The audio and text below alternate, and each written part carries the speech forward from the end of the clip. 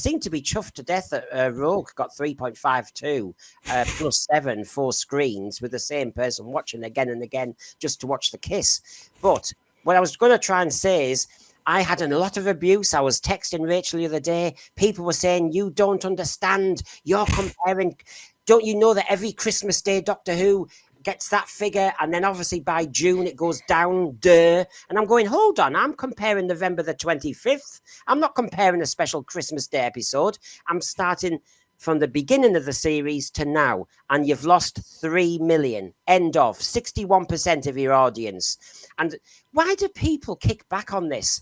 That's the truth. Find some other truth, but that's the truth, isn't it, Rich? I think basically they've lost the David Tennant audience. Yeah. Yes. Yeah, I would agree. If Oh, so- I've got a point. Oh, sorry. Carry on. Actually, I'll think about what I need to say. I was talking about this before we came. I bumped into some people at work who I didn't know watched Doctor Who. One was around my age, one was a bit older, and they were just casual fans. The one my age grew up with it, knew Who like I did. The older one had watched it longer. And they basically echoed exactly what we've been saying. And a lot of channels have been saying that Jodie Whittaker killed it. This new era, it's not Doctor Who. They watched the Christmas special and dropped it. Now, I think this is the bigger issue.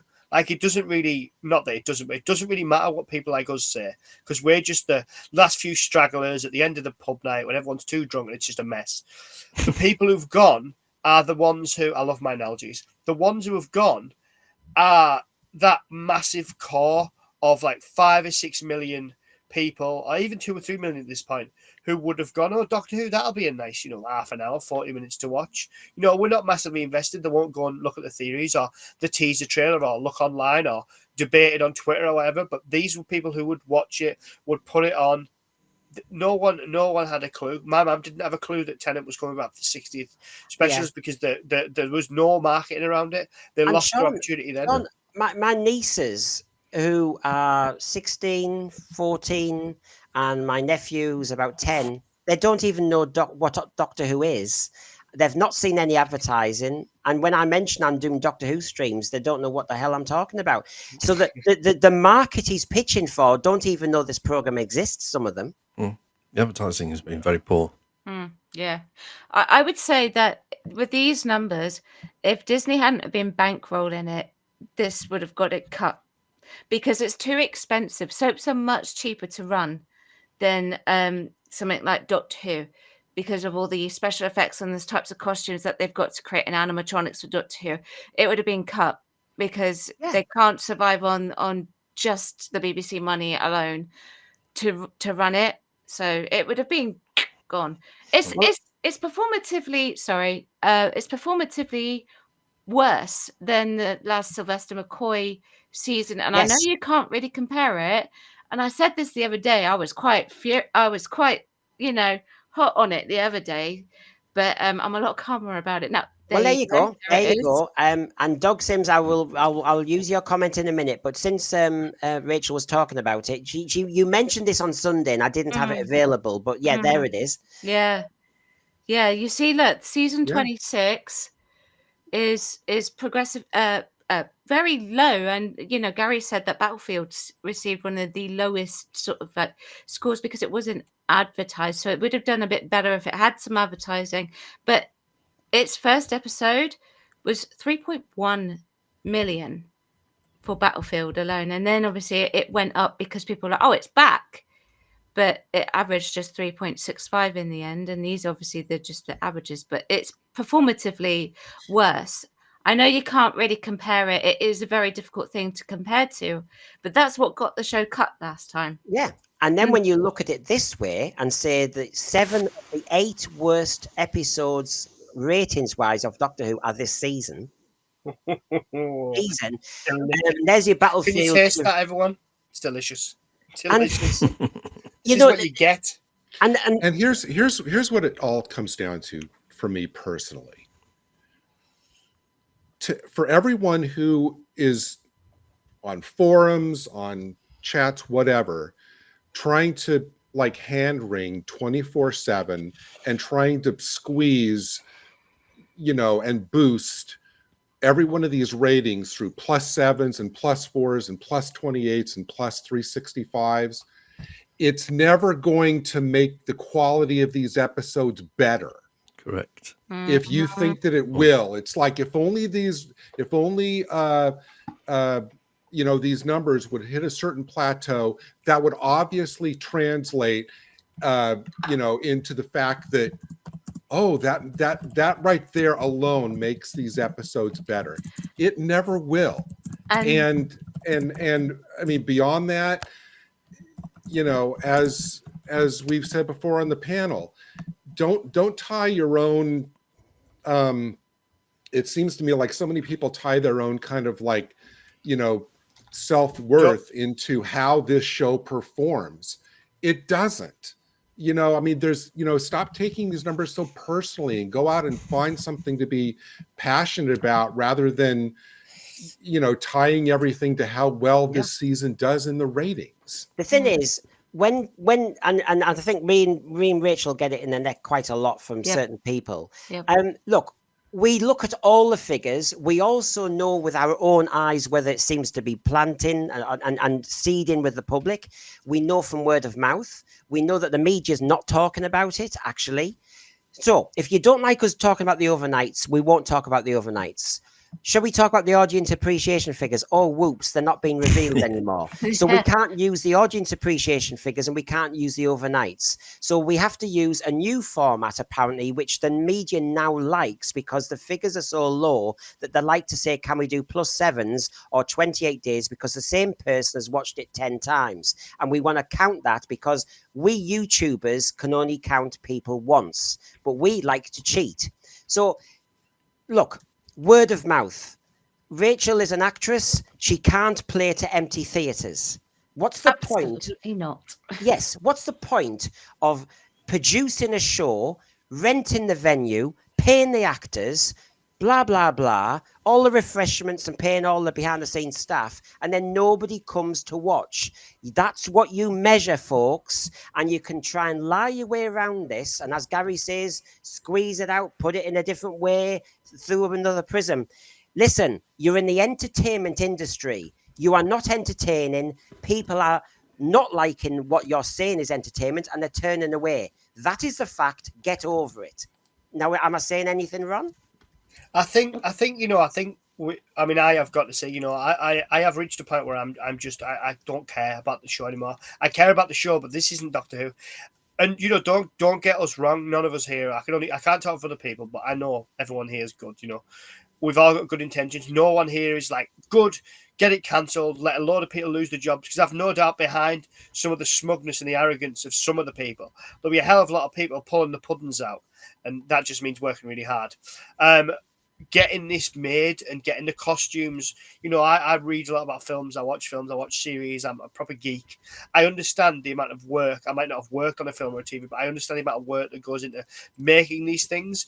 So we don't say this out of bad faith. All we're trying to say is that, look, this show's struggling, but if they won't listen to what's been said, if enough people say it to you, then you need to start listening, don't you? And they need to take it on board, but they don't want to.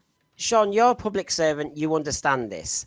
I also understand this. Everybody on our panel and everybody on the thread knows if you go to a restaurant and you've had waitress service or something, at the end of the night, they sometimes say, can you fill in this, please? And can you do this? Talk about tips. You know that if you cancel a subscription on the internet with an agency or something, they normally say, can you tell us why? Can you give us some feedback on the phone call we've just given you? Everybody out there is bothered about feedback. The only people not bothered about feedback is RTD and Bad Wolf. Isn't that weird? It's a really good point. We're all used to work where you get appraisals and evaluations and Ofsteded or CQC'd or whatever the American equivalent of those are. You have all these different things that come in and do quality assurance and make sure everyone's working to the same standard. It's all getting done properly. It's being done because your clients or your residents or your customer base or whoever you go out and work with or work for, or if you're public servant, you're getting backed by public money, a bit like the BBC. So the stuff you're doing needs to benefit, your customers, and this is what people are. The customers, they're not consumers, the customers to your product of Doctor Who, and the They're people also they've license lost. payers. Exactly. Yeah. And you've lost people like us who, well, for this new era where, you'd have gone out and bought all, proper geeks who'd have bought the books, bought the behind the scenes stuff, bought the figures, bought the models, Sean, the bought other the thing is, stuff like that. Sean, the other thing is, I want to write a novel, like Half the Planet, and I won't get it published because the content of my novel will not be what is the fad at the moment. I won't be able to find a publisher. I won't be able to find an editor. I won't be able to find an agent. That is a fact. I just know for a fact with the message I will have, they won't want to hear it. I have to be a big boy and know that my voice will not be heard. And yet, as Dividing Dragon is saying, it has a lot to do with ideology not being supported. Failure of a woke show, failure of an ideology. You see, RTD and Mob are trying to promote their ideology, which happens to be the fad at the moment, so he can just carry on till the cows come home. I have an ideology. It won't get published. It won't. It's not the fad. It's not accepted because I have to conform. And as you know, the world now, you conform or you're silenced. And the problem is when we criticize the facts, we are told there's something wrong with us and we need to go away. And we're looking at the wrong facts. I'm sorry, I don't need the facts. I know the program's boring. I'm a Doctor Who fan. It's my favorite TV show. I'm bored. I don't need figures. It just so happens the figures replicate what I'm thinking. Yeah, but a lot of people have gone. A lot of people have gone. You don't want us to listen. You're not going to listen to us. We're not interested. There's more important things out there. It's not an easy time for people. So people are going to think, you know what? I'm not going to watch Doctor Who. I'm not going to depress myself. I'm going to go and have a beer in the back garden. I'm going to go read a soppy romance novel. I'm going to listen to a podcast. I'm going to go watch YouTube. Why do you think YouTube's booming? It's not difficult to work out. What about this then? What about this, Sean? There's another alternative. What about go and watch House of the Dragon? Because, thank you, Gary Lee, 600,000 people stayed up late for the second season premiere of House of the Dragon. 600,000. Now, compare that to Doctor Who gets around 130,000, 150,000. I think the last episode did hit 200,000. It's getting whopped. And you know the difference? Because I watched the first episode of the second series last night. I am a Doctor Who fan. And I said to Jamie, why am I liking this more than Doctor Who? It takes itself seriously. You can see where the budget's been spent. The actors take it seriously. They don't break the fourth wall. There's no messaging. They just get on with it. Can Doctor Who just get back to making a TV program that looks as though it takes itself seriously? Because you can see the figures up there are 3 times as big than Doctor Who. Maybe, but it might take time. It probably needs. Oh, well, I was going to say a rest. It needs to. 61 years old. Is this the one? Is that the one with Matt Smith in it? Yes. Yeah. Really good. Really good. It needs writers. Well, yeah. It needs. Dragons at this one. Yeah.